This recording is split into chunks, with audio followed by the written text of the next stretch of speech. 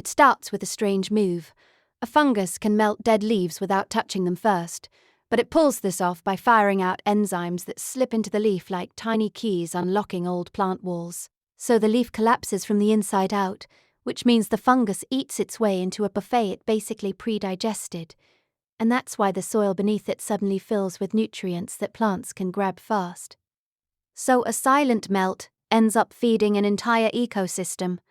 And that's why you should like, comment, and subscribe for more stories like this.